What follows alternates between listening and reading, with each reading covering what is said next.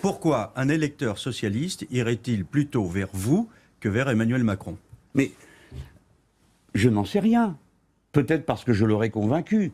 Voici ce que j'ai voulu dire. Ne dites pas que M. Macron est de gauche. Ce n'est pas que je veuille lui récuser cette étiquette. C'est lui qui dit qu'il ne l'est pas. Ah non, il dit qu'il est de gauche, mais pas socialiste. Bon, ah bon, mais c'est nouveau. Non, donc non, le c'est fait ce qu'il y ait trois... Non, monsieur Mazerolle, c'est pas ce que vous croyez. Vous avez mal lu. Le fait qu'il y ait 3 anciens ministres de droite avec lui n'a pas de signification particulière. Mais peu importe. Je n'ai pas l'intention. Je dis ce qu'il dit, c'est tout. Point. Bon, d'accord, très bien. Alors, rappelez-moi votre question, parce que je vois que, comme je sais qu'il y a ici des défenseurs ardents de M. Macron, et je sais qu'on ne pourra pas prononcer une parole de côté. Alors allez-y, j'ai rien compris. Redites-moi la question. Pourquoi un électeur socialiste choisirait-il plutôt chez Mélenchon que chez Macron? Absolument. Eh bien, je vais vous dire pour quelle raison. Parce qu'il est équipé d'une chose grise sous ses cheveux qui sont lavables, qui s'appelle un cerveau qui, lui, n'est pas lavable. Et donc, il aurait de la mémoire.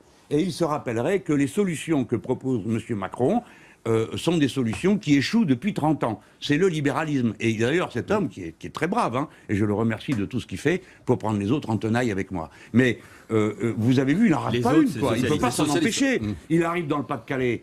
Et il leur dit, ah bah oui, il y a le tabagisme et l'alcoolisme, il manque plus que l'inceste, et comme ça le tableau serait complet. Il s'en va aux Antilles, et en cours de route, il dit, on va s'expatrier. Enfin, cet homme vit ailleurs, je ne lui en veux pas, hein. Il peut croire ça. Mais attendez, il vit tellement ailleurs qu'il parle aux gens comme à des domestiques. Quand il fait son meeting à Paris, il se met à hurler pour dire maintenant vous allez militer, etc.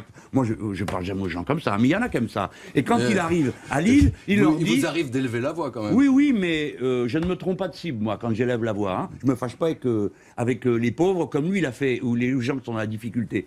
Parce que hier, il faut le faire. Imaginez-vous que j'ai dit une bêtise pareille, de dire je veux plus entendre de gens qui disent je veux rester encore un peu au chômage. Vous en connaissez, vous, des gens qui disent « je veux rester encore un peu au chômage ». Vous croyez que c'est vraiment ça, le problème d'aujourd'hui? Il y a des gens qui meurent, 14 000 par an, meurent des maladies qui sont liées à la déprime du chômage. Le chômage est un fléau pour tout le monde. Alors je ne dis pas qu'ici ou là, il peut y avoir une personne, mais pourquoi au nom de 7 personnes flétrir tous les autres qui misèrent et qui galèrent et qui mènent une vie de chien alors qu'il n'y a pas de raison qu'ils mènent cette vie. Comment vous expliquez qu'il remplisse, Macron, qu'il remplisse comme ça les salles et les meetings? Je n'explique pas, et d'ailleurs je m'en fous. Parce que, non mais pourquoi vous me posez cette question? Je ne m'appelle pas Mazerolle, moi. C'est à vous de commenter. C'est à vous de faire le boulot de commenter. Expliquez-vous. Vous pouvez avoir un avis.